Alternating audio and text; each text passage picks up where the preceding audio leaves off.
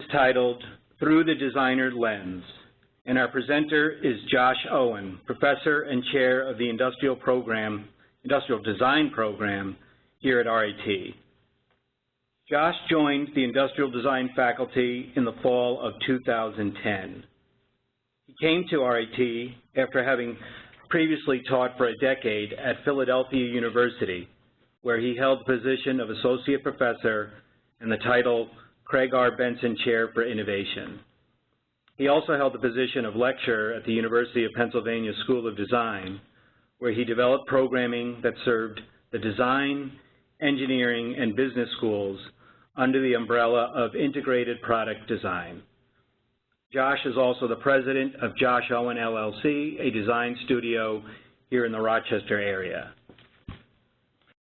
Josh's professional projects are being produced by major manufacturers and have won many industry awards. His work is included in the permanent design collections of the Pompidou Center in France, the Philadelphia Museum of Art, and the Taiwan Design Museum. His students' works have won awards at exhibitions throughout the United States and featured in international publications and critical venues. Their work also has been put into mass production prior to their graduation from RIT. Josh has been featured in numerous books on design and is regularly included in critical design discourse. Besides teaching in the Industrial Design Program here at RIT, Josh is actively involved in supporting the mission of the Vignelli Center for Design Studios. Welcome, Josh, and let's get started. Thank you, Rich. Happy to be joining you for hopefully a lively discussion today. So why don't you, Josh, why don't we start by, you have a new book out. Why don't you tell us about your new book and how that has influenced your design philosophy? Sure, Rich. The book is entitled Lenses for Design, and it's been published by the RIT Press. We've just launched it about 2 weeks ago. And the book, in short, has a look at my design philosophy and how that philosophy has been overlaid onto my teaching career. Hang on just a second. Yeah, just want to make sure these slides are working. So I think of myself as an independent designer working within an academic framework. And doing so at RIT is a sort of remarkable set of opportunities for professional education. The School for Design kind of lives at the epicenter of the campus, and so we're able to do quite a bit of collaborative work across disciplines around the university. And that multifaceted sort of set of options and professional collaborations, I think, is a rather remarkable context to be working in.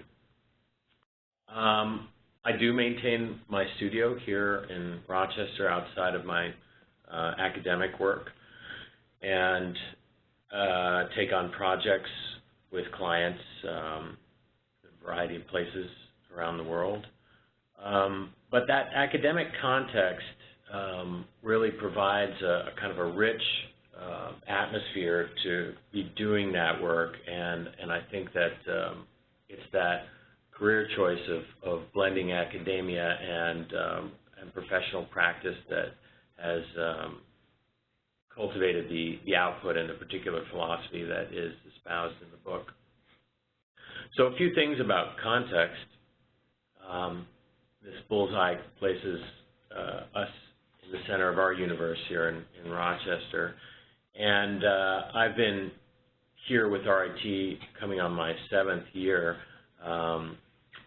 And I like to show these slides, especially for folks who are not familiar with Rochester.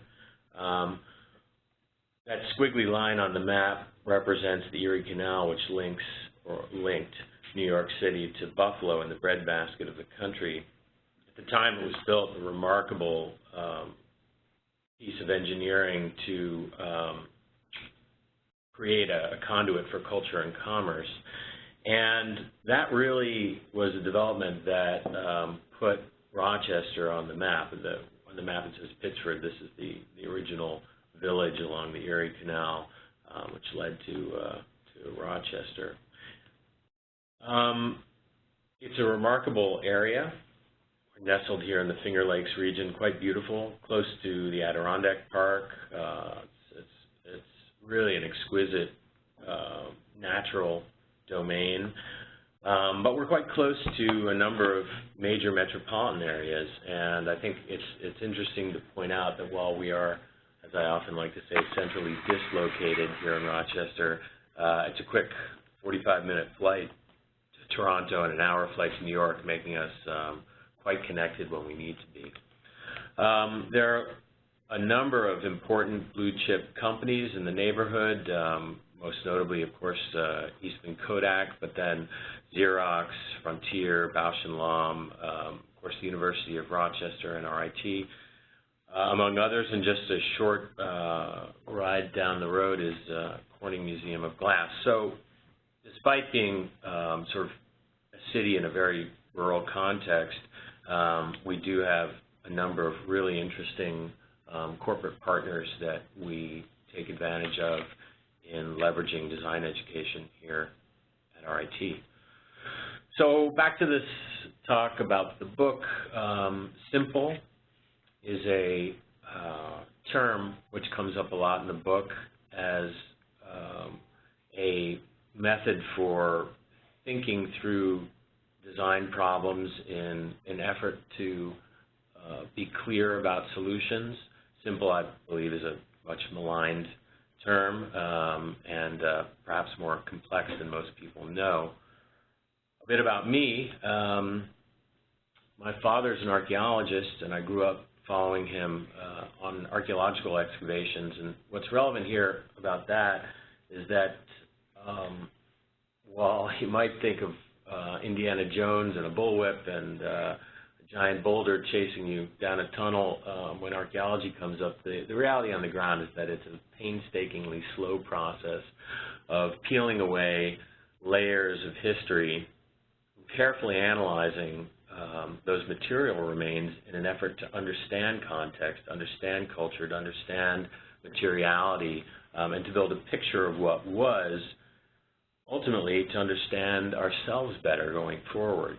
And I think that growing up in that context, growing up in that kind of environment where those kinds of discussions were happening and that kind of visceral work was being done, really influenced my interest in trying to create objects and systems for today and tomorrow. So my pathway, a bit different than that of my students here at RIT. I studied fine arts and anthropology, and during my undergrad at Cornell University, industrial design was not as visible in the landscape of education then as it is today. And so I discovered it by understanding the intersections between fine arts and anthropology. The study of form, meaning, context, process, materiality, content, sort of merged with belief systems and understanding culture, behavior, history, experiences, semantics. Taken together is a lot like what we know design to be today. So circling back to this discussion about an academic context wrapped around a professional designer, it actually creates a sort of hierarchy of possibilities where teaching and practice actually support the idea of experimentation. And I think that idea of being someone who is able to experiment makes it an interesting opportunity when poised against academic life. Objects are all around us, obviously, and I think through the designer's lens, thinking about objects not just from the standpoint of their physicality, but the standpoint of meaning, we both encode them and we decode them, and that is the job that designers do. So Lenses for Design, as a book, presents a series of lenses through which I've solved problems over the years, and opens up that dialogue to help people to understand perhaps creative methods for solving their own problems going forward.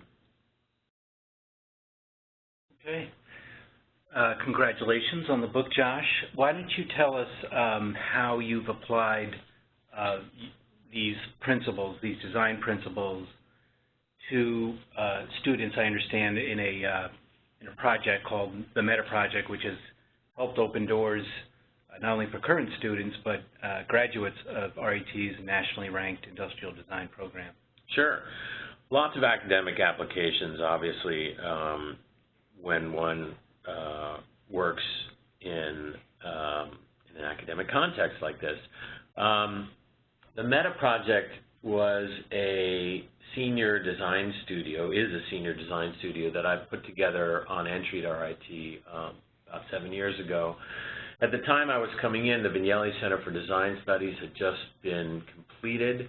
There was an interest in thinking globally and connecting the dots between the industrial design program on campus and the Vignelli Center, finding ways in which we could leverage that remarkable archive. So for those that don't know, the Vignelli Center is an archive of the life's work of Massimo and Lella Vignelli, renowned 20th, 21st century designers whose impact has quite a global reach. We've got exemplars of all of their work in the center and an archivist on staff to help us use that work as active teaching tools. So the thought was, could we figure out a way to get students into the archives to learn those lessons that Massimo and Lella so generously left us about good design thinking, and apply them to output which could be positioned in a global arena. So the design studios in the industrial design program are quite flexible and adept to plugging in industry projects. I proposed finding a sponsor who, from the industry sector, would find value in leveraging some of the modernist design principles that we could glean from the archive, and take the work into a global agenda, a global venue like the International Contemporary Furniture Fair in New York City. So the course essentially puts between 15 and 20 fourth-year industrial design students in a scenario where an industry sponsor presents a problem for them to solve, and they develop answers based on some of the evidence that they learned from in the Vignelli Center and in concert with the industry partners' agenda. We bring that work to a publication and to the context of the International Contemporary Furniture Fair in New York at the end of the semester. So I thought I would talk a little bit about the way the course is set up, and then show some examples of output that we've generated over the past 6 years. This is a great quote from Massimo that he offered for one of our publications. It says, "Design is the byproduct of intellectual elegance, and design is not what you do that counts, but how you do it that's relevant. Metaproject is a live demonstration of this principle." We use the term meta when we develop sort of the brand language around this project because we're looking inward at our assets, and the Vignelli Center provides that remarkable context for us to work in.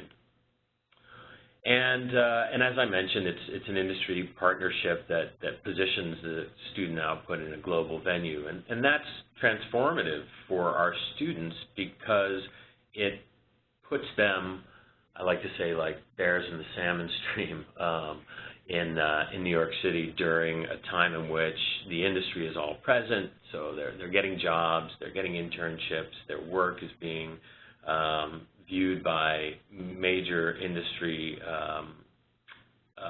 media, and so on and so forth. So it's quite a useful context to be working in. So jumping to the projects, and feel free to jump in any time if you have questions. Why don't you take us through Metaproject 1, Josh, and who the partner was and how that went. Sure.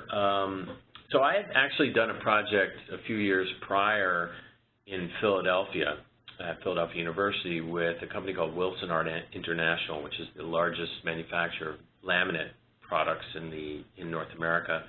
And we had a lot of fun together. We did a similar kind of exercise, of course not using the Vignelli Center, but exploring the material and bringing the work to New York for the Design Week. We had so much fun together that at the end of it, Grace Jeffers, she calls herself the project muse, but really she's the organizer of the project, said, geez, it would be lots of fun to do this together again, but unfortunately we only do it with one school, one time. And so a few years later, I wound up at RIT, and I was looking for a partnership, and so I called up Grace and I said, remember how much fun we had? Now I'm at a different school, so why don't we do this again? And she was delighted and excited by leveraging the center into the project. So essentially, it was a material exploration project, and the goal was to push the limits of what might be possible with the laminate material, and the output had to be delivered in the form of a seating object. And I say seating object, not chair, because it was meant to be quite experimental. This happened to be the winning project. It functioned as a competition, but a really beautiful chair that positioned the laminate in a way that was quite unexpected. So here show some images of the students presenting the work at the International Contemporary Furniture Fair in the Jacob Javits Center in New York City.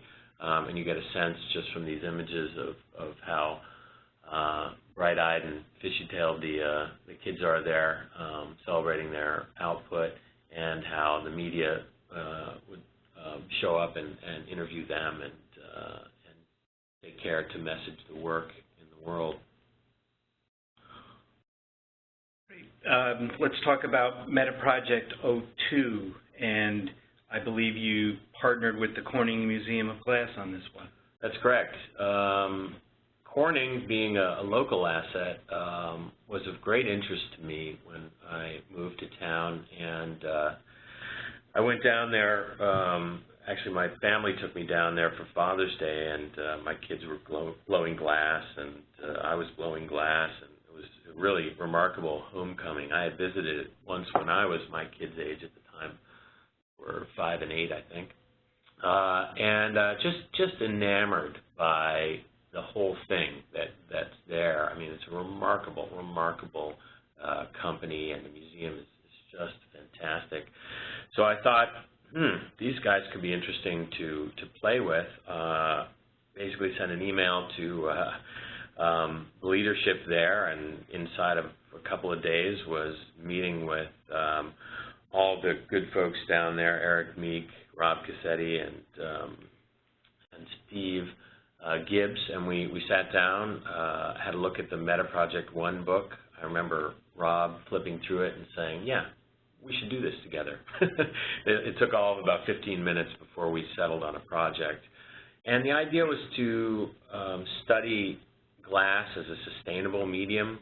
They're doing many things at the Corning Museum of Glass to push existing glass technology into a more visible place. And so students explored the idea of recycled glass to develop objects.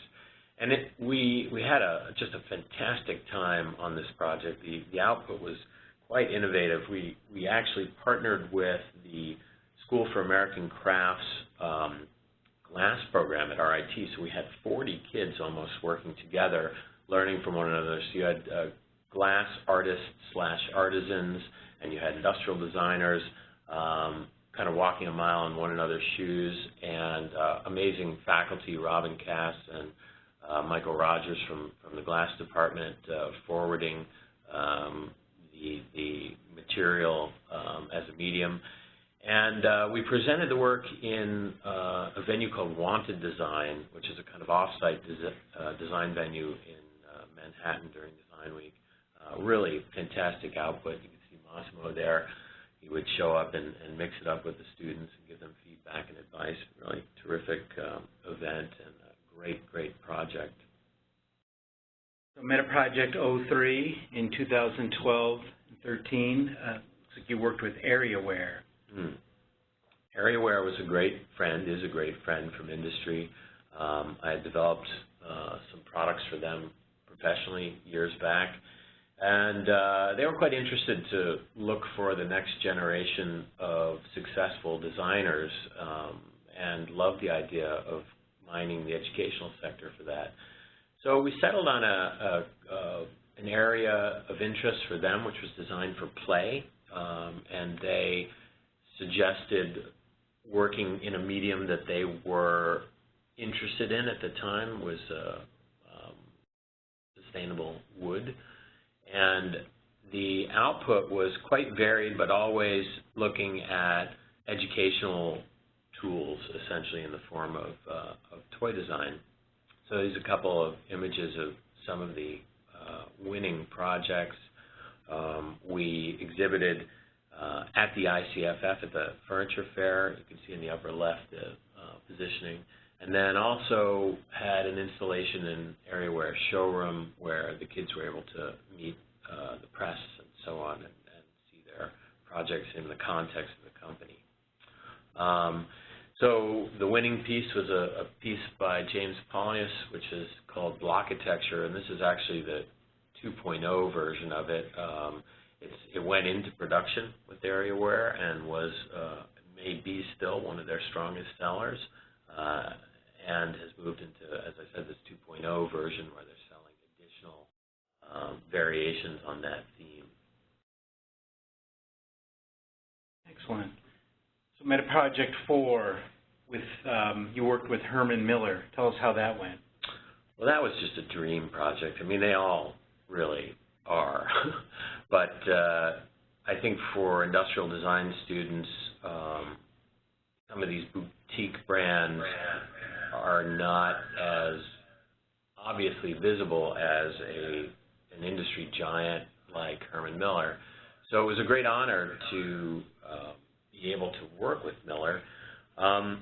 And they were very, very curious, very flexible, very intellectually motivated by this project.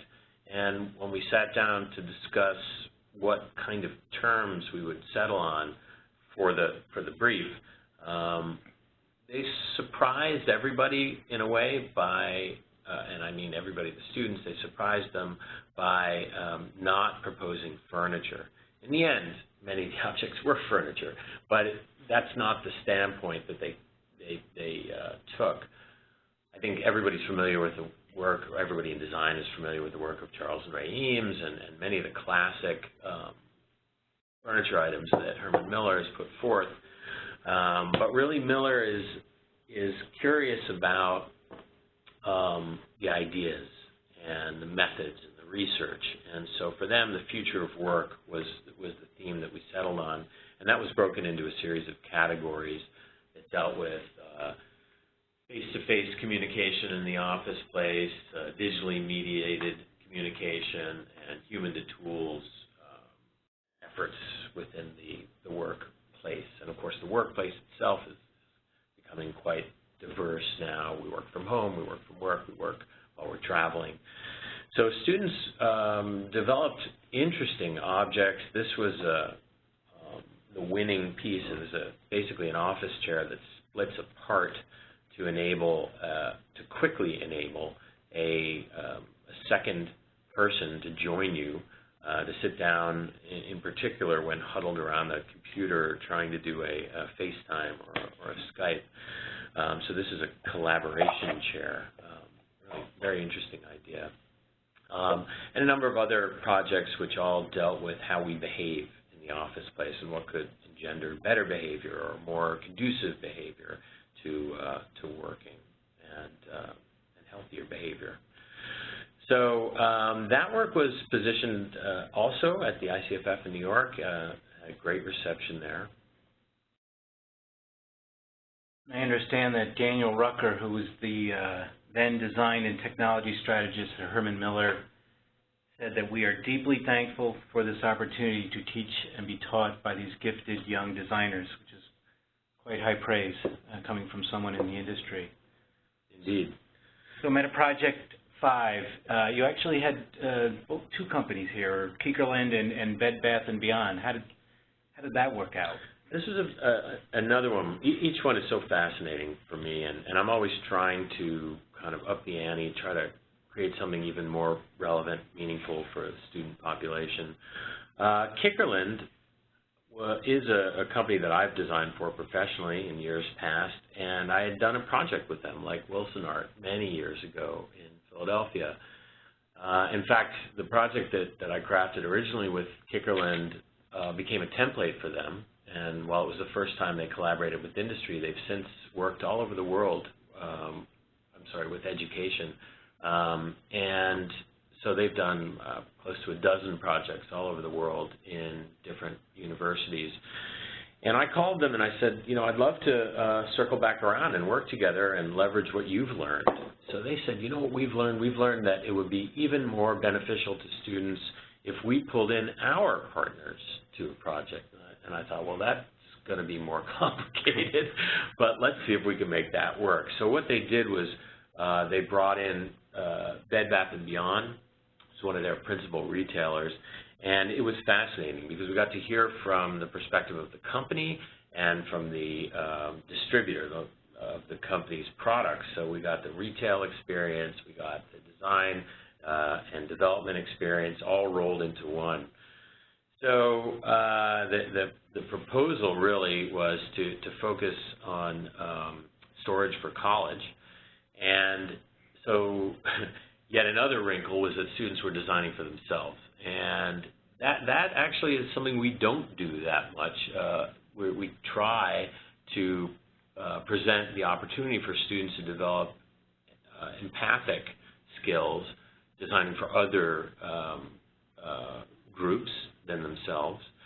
And so designing for themselves was a challenge in a way. In the end, there were a number of products that were commercialized, these kind of dorm room storage projects, which very much fit the Kikkerland brand and was exciting for Bed Bath & Beyond.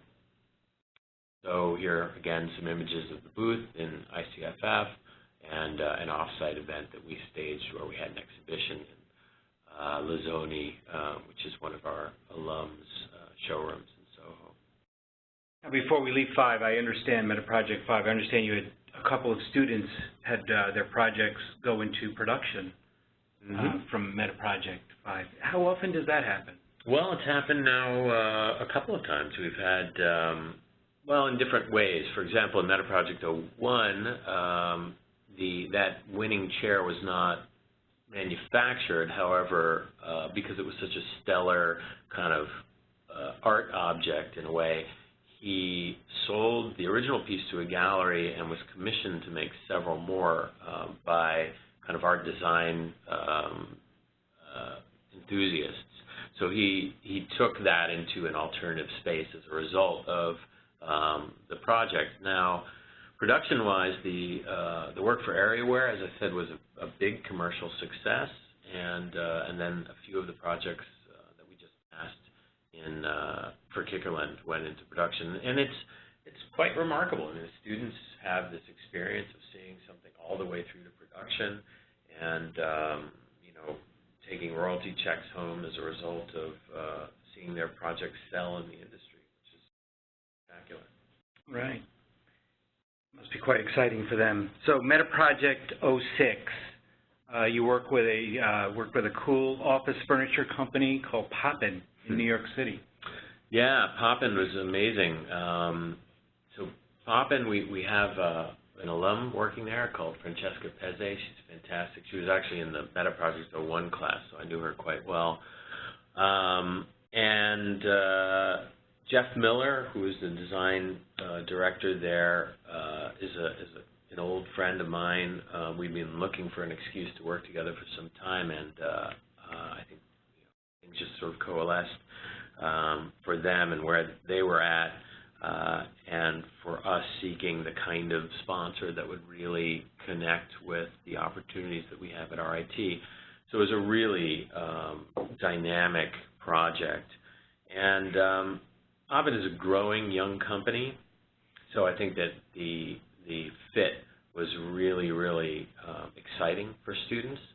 Work happy was the theme, and designing accessories for an existing set of office furniture, an evolving set of office furniture in Poppin's domain was the focus of our project. So students designed some very clever items which addressed the furniture line, and I think Poppin also thought this, that the aesthetic value as well as the kind of functional forward thinking that the students brought was really nicely aligned with Poppin's interests as well. So once again, we did a terrific set of events in New York, a great booth which actually won an editor's award this year at the fair, and so I think that was sort of kind of icing on the cake for the students to be recognized by their peers there.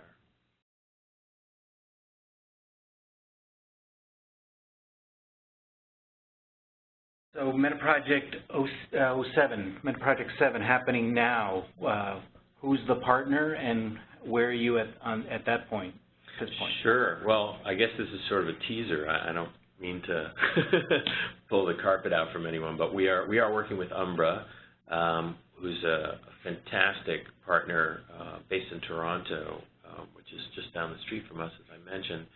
Don't have anything to show, but I can tell a little bit about their brief. We're designing for small spaces, which is something near and dear to more and more of our global population in urban centers.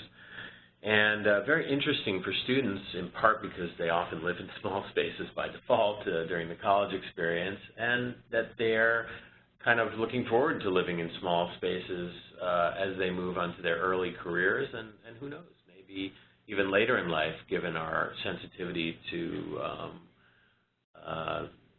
the environment and global movement. So we've had the great fortune of being able to go up to Umbra to meet with everybody from Les Mendelbaum, the president, to Matt Carr and his design team to see how they function. It's been really remarkable, actually, to have that asset so close by because to really understand the company gives the students a great advantage to develop things for them. So we're deep in at the moment, and everybody's hoping that in the next month or so we'll hit the nail on the head and get it all done to bring to New York. Excellent. So I thought I might wrap this up from my end just with a couple words about how I see my practice. It's not just working as a professional and talking about the work that I do for clients. You know, as I mentioned earlier on, my work as an academic and a professional creates this sort of third line of work, which is experimentation. And I think there are interesting parallels between client and academic work. They're not the same, but they have similarities. But working as an academic actually favors experimentation. So I really see these three kind of parallel trajectories as my professional practice, let's say.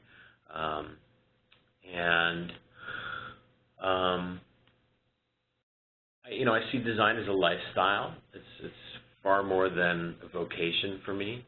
I have this image in my book, and I frequently use it when I'm lecturing about design because while it may seem intuitive that family is a priority, I think probably the most salient, part of the graphic for us today is that academics and practice, for me, exist on a singular plane.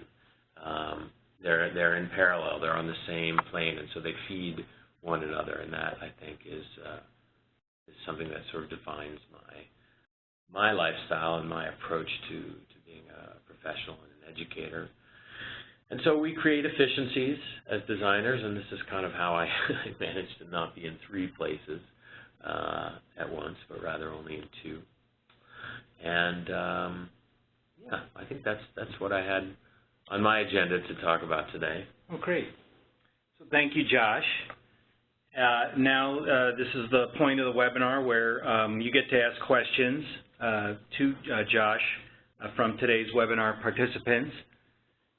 And it looks like we've got one from Molly, who would like to know how you have identified the Metaproject sponsors over the years. Well, I think as I was talking, I might have mentioned a bit about that. It's really a much more organic process than one might think. I've in some cases worked professionally with these sponsors, so we may have a history together. In other cases, they may be contacts in industry that I've cultivated over the years. For example, with Jeff Miller at Poppin, as I said, he and I are old friends. We've crossed over in different professional circles over the years, and I've always had a great deal of respect for Jeff's approach to solving problems in industry. He's worked for many different companies and done so with great impact. And when he hired Francesca, it also gave me an additional insight into his ability to run a team, because there I had an alum from our program. She worked for him for 5+ years, and we got to talking about how many synergies might be created if we could work together under the context of Metaproject. So, you have things as diverse as that, versus, say, working with Kikkerland, whom I had done work with many years previously and had watched them develop a project with academic institutions and seen those diverse successes over the course of a decade, and thought, it would be great to leverage that, those things that they had learned against our students, making it a very, very kind of leading edge opportunity for our students to learn from. So, it's really quite diverse in terms of how we find those opportunities. There are so many opportunities that come our way, and many of them I pass along to my colleagues, or they pass to me, depending on where the fit is. So this is just one course within our industrial design curriculum, but there are so many wonderful and willing partners that come our way. It's really a question of where's the right fit. I'm so privileged to work with so many talented faculty in my program and at RIT in general, and so I feel that we're generally very open about finding the right fit. It's not always that even if you have a very exciting potential partner, that they are right for you or for your course. So first thing is finding fit and making sure that it belongs in that place. Right. And what a great experience for the students to be working with real clients while still in school. We have a question from Dan, who is wondering if you can elaborate more about the lenses covered in your book. What are they? Can you show how they are applied? Well, I guess that's why I wrote a book. It's a long answer. But in short, I could say that, I use the metaphor of lenses because it struck me that focus is something worth manipulating when solving design problems. We tend to often think that clarity or sharp focus is what we need to achieve as designers. In other words, really seeing the problem clearly, really delivering a clear answer. But sometimes in researching or finding the solution, it requires a different kind of focus, sometimes blurry, sometimes somewhere in between the spectrum of sharp and blurry. And so the book kind of presents exemplars of those different types of focus in the hope that they will help people solve their own problems going forward. Additionally, we can all learn a great deal from process. So there's a section in the book called the deconstructed lens, which breaks down a project into sort of, or actually 3 projects into case histories that in and of itself is sort of a method for deconstructing ways of seeing. So, you know, it's a whole book, so it's hard to go too much deeper than that. But for an overview, I think that's kind of what I was trying to offer. That's great, and thanks for the question, Dan. Great question. We've got another great question from Kevin, who wants to know what steps from your lens design process can be applied to people in other fields. People probably don't understand. You know, the design principles that you espouse can be applied outside of the design industry. Sure. Obviously. Yeah. Well, you know, again, I think that the answers are sort of there in the book, but the reason I use this metaphor is that it's something that I think we can all relate to.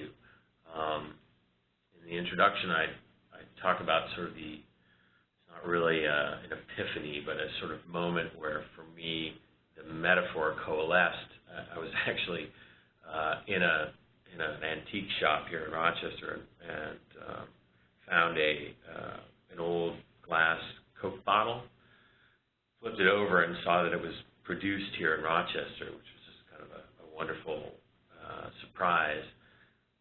But I remember in that shop kind of having a moment where I was turning that wonderful design object over in my hands and looking through the bottle into the space of the room that I was in. It was flooded with natural light, and everything seemed wonderfully out of focus. And that was a moment where I thought, you know, sometimes it's that sort of that shift, that change of focus, which allows you to see things more clearly, ironically. You see beauty in a different way. You see problems in a different way.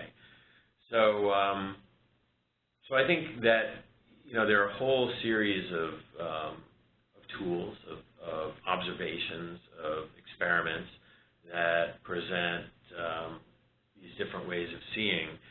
And I think that people from other fields will see them very differently than designers will, and perhaps that will help them to move their own ideas forward. That's certainly the goal. All right.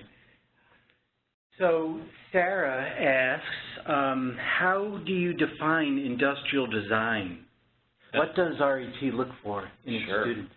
That's a great question. Industrial design is in many ways a wonderful moving target. I hear myself say it's thumbtacks to airplanes and everything in between. I hear myself say it's everything but the walls, and sometimes the walls too, but in truth it is something which continues to evolve past those object-centric or, you know, system-centric thinkings into more ethereal things that are applied to thinking through complex problems. We deal in terms of helping people solve wicked problems in the world. We concerned with the environment. Sometimes it's about not designing products and making the decision to avoid making things. So it's evolved now, especially with the digital landscape, into UI, UX, user experiences. It's really quite broad. That said, it's bound by an understanding of process and what we refer to as design thinking. And we teach it with a very hands-on approach. Kids learn to draw, they learn to build, they learn to see the world through a maker's perspective. And as they grow within the program, that perspective grows as the projects expand and touch in many different areas. We're a broad, general industrial design program. There's some programs out there in the world which are specific and they focus on one area or another, say automotive or environmental or so on. We try to create a broad-based individual who can tackle all of those areas. Should they choose to specify or focus in on a specific area, we give them the opportunity in their senior year to do a capstone project, which is essentially of their choice. And that is a place where often a student that's, say, very interested in footwear or exhibition design or sustainability or whatever the case may be, will focus heavily on that particular interest and go deep into a project of that nature. But over the 4 years, they're learning quite a lot from all these general areas. All right. So Michael asks where you see design going in the future. Obviously, the world is constantly changing, becoming very digital. How has that impacted design, and how do you see it impacting design in the future?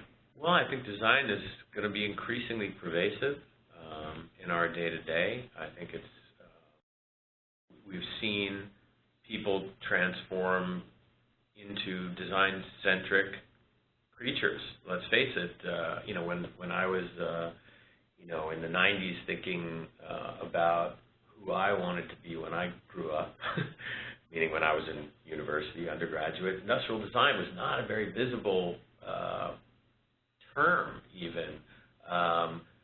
And while it was out there and it was certainly being practiced, it was not in day-to-day conversation. And when I discovered it, so to speak, I remember telling people that's what I was interested in, and 9 out of 10 people would say, so you want to design industrial buildings?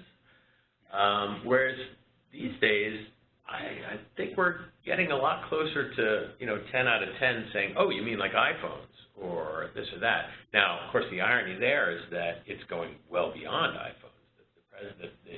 The impact of design is everywhere.